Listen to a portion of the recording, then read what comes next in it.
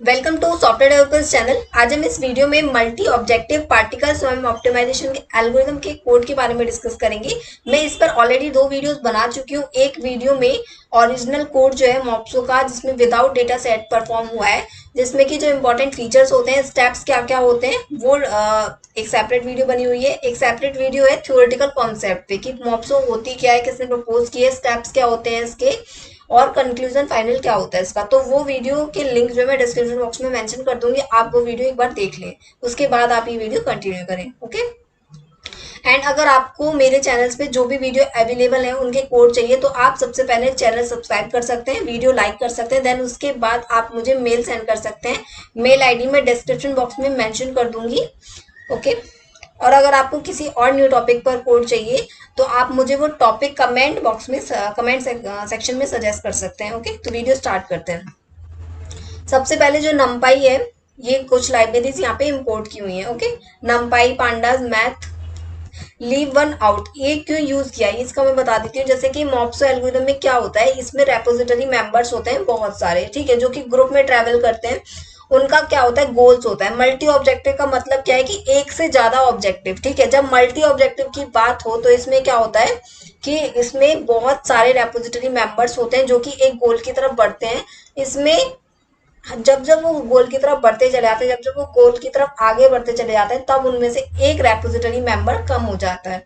पर एक repository member कब कम होता है, उसमें एक कंडीशन होती है। अगर दो मेंबर्स के बीच में डिस्टेंस बहुत कम हो जाती है, मतलब वो एक दूसरे के इतना क्लोज आ जाते हैं, तो उसमें से उन दोनों में से एक रेपोजिटरी मेंबर डिलीट हो जाता है, ठीक है। तो उनमें से एक जो होता है मेंबर, वो छोड़ के उनको चला जाता है।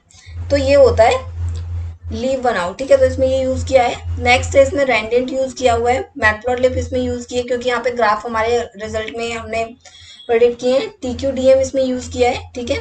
इसमें जो है डेटा, दो डेटा सेट मैंने यूज किए हैं। फर्स्ट इज डेटा, जो कि मैंने कैंसर का डेटा सेट यूज किया हुआ है, ठीक है। तो इसमें आप वेरिएबल देख सकते हैं, बहुत सारे हैं।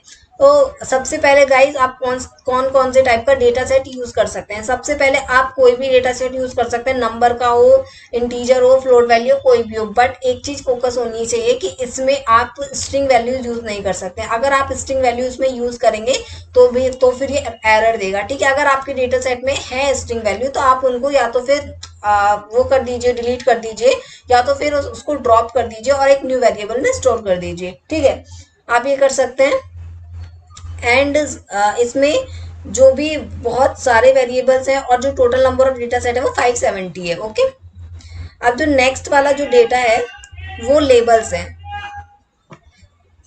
टेबल्स के अंदर दो वेरिएबल्स हैं, ठीक है। First is ID, second is label 0101, ठीक है।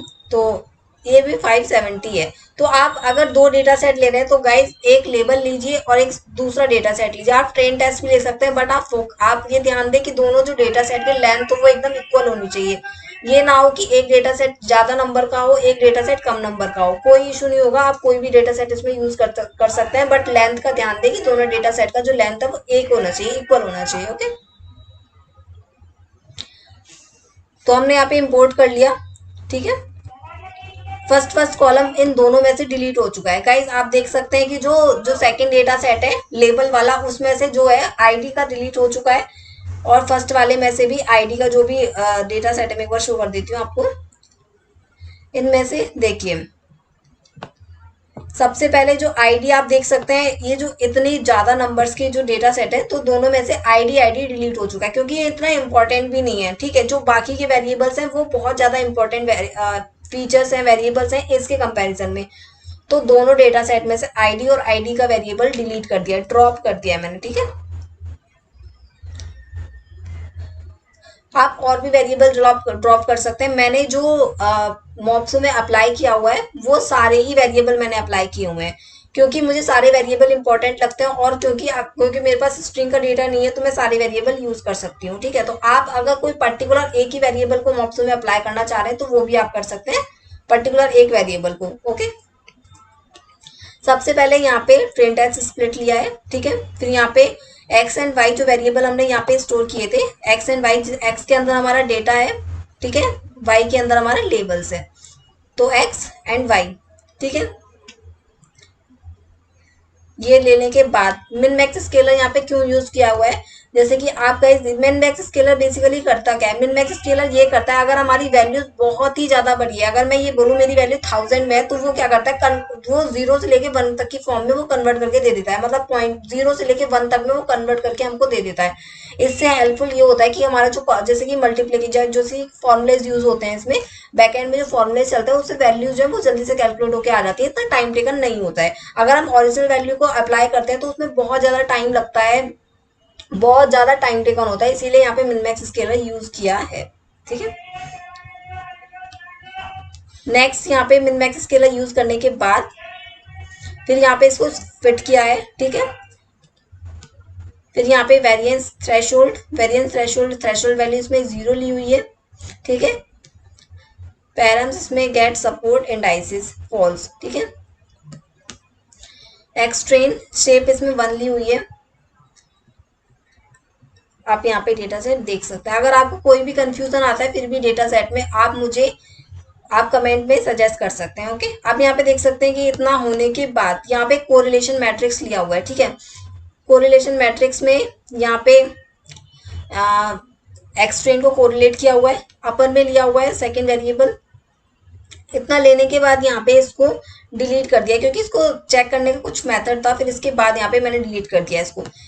इंपोर्ट किया है जीसी को, जीसी जो हमारे पास 87 आ रहा है। फीड कॉस्ट इसका यहाँ पे इंपोर्ट किया, फिर इसको इंपोर्ट करने के बाद इस स्टेप के बाद आपको एक लाइब्रेरी को इंस्टॉल करना होगा, पाइमो। ठीक है, पाइमो इंस्टॉल कर सकते हैं आप। ठीक है, इंस्टॉल करने के बाद आपको ये स्टेप यहाँ पे लिखना है, लीव वन आउट। अब इसमें क्या होगा, यहाँ से हमारा स्टेप स्टार्ट हो रहा है, जैसे कि रेपोजिटरी मेंबर्स जैसे जैसे आगे बढ़ेंगे, अगर उन दोनों के बीच में डिस्टेंस, दो रेपोजिटरी मेंबर्स के बीच में अगर डिस्टेंस कम होती है तो उसमें से एक डिलीट हो जाएगा, लेकिन अगर डिस्टेंस कम नहीं हो रही है तो उसमें से कोई भी मेंबर डिलीट नहीं होगा। ये पॉइंट आपको याद रखना है। ठीक है, फिर उसके बाद कि नाइबर्स क्लासिफायर गाइज मैंने इसमें लिखा था क्योंकि मैं उसको एक्यूरेसी के लिए यूज कर रही थी। तो अगर आप एक्यूरेसी भी कैलकुलेट करना चाहते हैं तो आप एक्यूरेसी भी कैलकुलेट कर सकते हैं। ठीक है, क्योंकि मॉप्सो जो होता है वो हमको आइट्रेशंस में हमको आउटपुट देगा, लेकिन ये एक्यूरेसी हमको नहीं देता। तो आप एक्यूरेसी किसी और एल्गोरिथम से यूज कर कैलकुलेट कर सकते हैं, कोई इसमें दिक्कत नहीं होती है।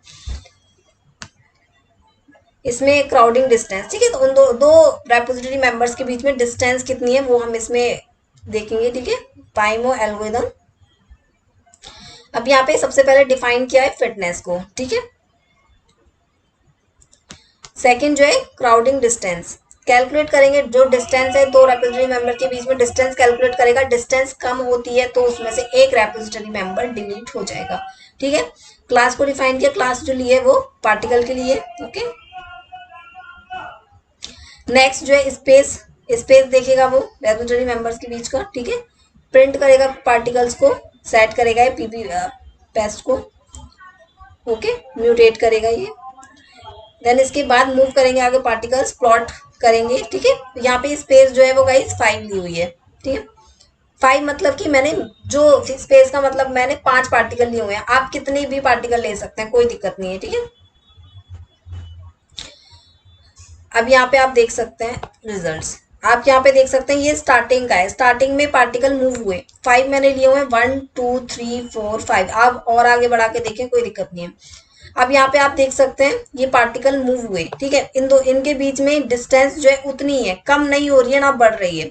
ठीक है, डिस्टेंस कम होने के बाद ये फाइनल जो इनका कंक्लूजन, फाइनल जो रिजल्ट है वो इतना आया है। मॉप्सो में अगर मैं ये वाला डेटा सेट यूज कर रही हूँ, मे बी इसकी वैल्यू जो है डेटा सेट की सेम होंगी, मे बी आगे मूव ना हो रही है, मे बी आगे ज्यादा बढ़ ना रही हो वैल्यू, तो ये मॉप्सो का जो है इतना ये रिजल्ट हमको मिल रहा है। ठीक है, आप कोई और डेटा सेट अप्लाई करके देखें, उसमें आपको दूसरा मिलेगा।